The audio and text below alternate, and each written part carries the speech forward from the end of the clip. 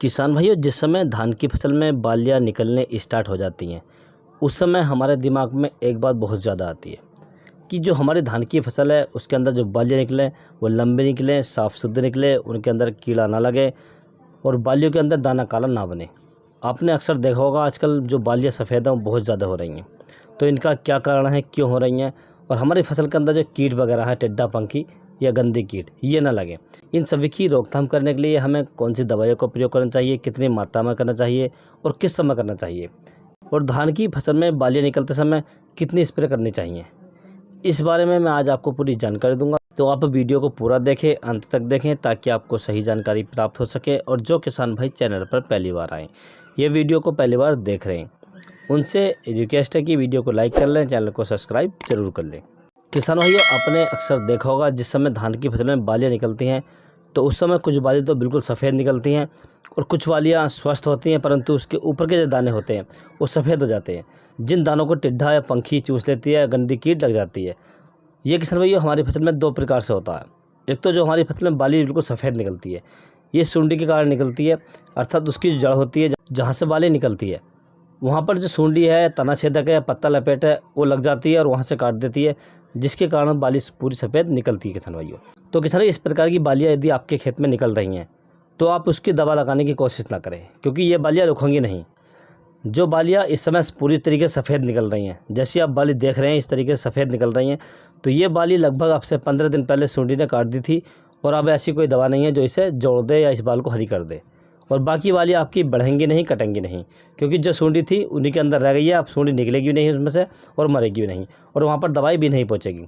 तो आप किसी भी दुकानदार के चक्कर में ना पड़े कि मैं इस सूंडी को मार दूंगा। ऐसा हो ही नहीं सकता कि कोई दुकानदार इस सूंडी को मार दे, परंतु आप इसका अगला इलाज ज़रूर करें। जैसे टिड्डा पंखी है, इसकी दवा ज़रूर लगाएं। यदि आप धान से अच्छी पैदावार लेना चाहते हैं और फसल को एकदम स्वस्थ रखना चाहते हैं और आपकी फसल एकदम पीली होकर पके, बढ़िया होकर पके, तो आप धान की फसल में बालियाँ निकलते समय 2 स्प्रे करें। पहली स्प्रे आपको किसान भाई उस समय करनी है जिस समय बालियाँ निकलना स्टार्ट हो जाएं, और दूसरी स्प्रे किसान भाई आपको उस समय करनी है जिस समय धान में बालियाँ 80% निकल आएँ। अब किसान भाई मैं आपको दोनों स्प्रे बताता हूँ, दोनों स्प्रे में आपको क्या क्या लगाना है और किस समय लगाना है। तो पहली स्प्रे की किसान भाई हम बात कर लेते हैं। तो पहली स्प्रे जो आपको लगानी किसान भाई ये उस समय लगानी है जिस समय आपकी फसल में बालियाँ लगभग 2 से 3% या 5% निकल आएँ। तो उस समय आपको दवाइयाँ मार्केट से लेकर आनी किसान भाइयों। एक तो आपको लेकर आना है लैम्डा सेल्यूथ्रिन, जो 5% वाला आता है। इसकी यदि हम डोज की बात करें तो आपको 250 ml प्रति एकड़ 150 लीटर पानी के लिए लाना किसान भाइयों। इसके साथ आपको एक फंगीसाइड मिलाना है। फंगीसाइड में आप किसान भाई हेक्साकोनाजोल ले सकते हैं 5% वाला, तो आपको लगभग 300 ml प्रति एकड़ के हिसाब से लेना है। यदि आपको ये नहीं मिलता है तो आप इसके साथ दूसरा फंगीसाइड भी ऐड कर सकते हैं। दूसरे फंगीसाइड में आप साफ़ ले सकते हैं।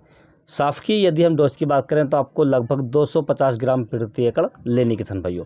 दोनों में से लेना एक ही फंगीसाइड है, या तो आपको हेक्साकोनाजोल मिल जाए या आपको साफ़ मिल जाए, दोनों में से एक ही फंगीसाइड लेना है।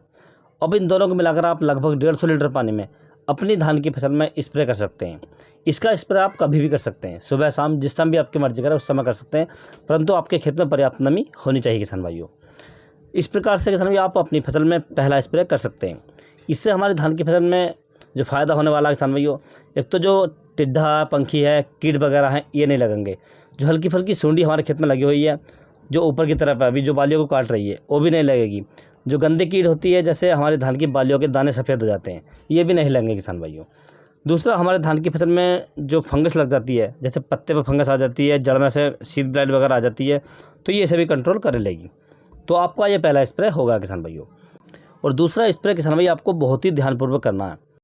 तो किसान दूसरा जो स्प्रे आपको करना है, जब आपके धान की फसल लगभग 80 से 90% निकल आए, अर्थात पूरी तरीके से निकल आए, ये उस समय करना है।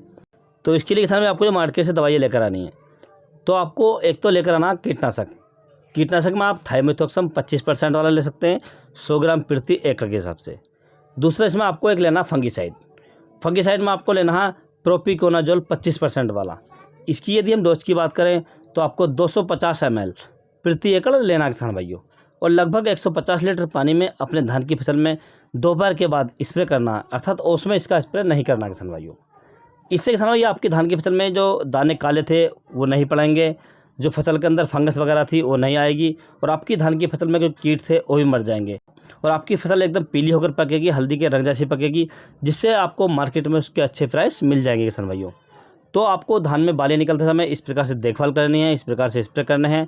यदि आप इस प्रकार से अपने धान की देखभाल करते हैं, स्प्रे करते हैं, तो आप धान की फसल से एक शानदार और बढ़िया उत्पादन ले सकते हैं किसान भाइयों।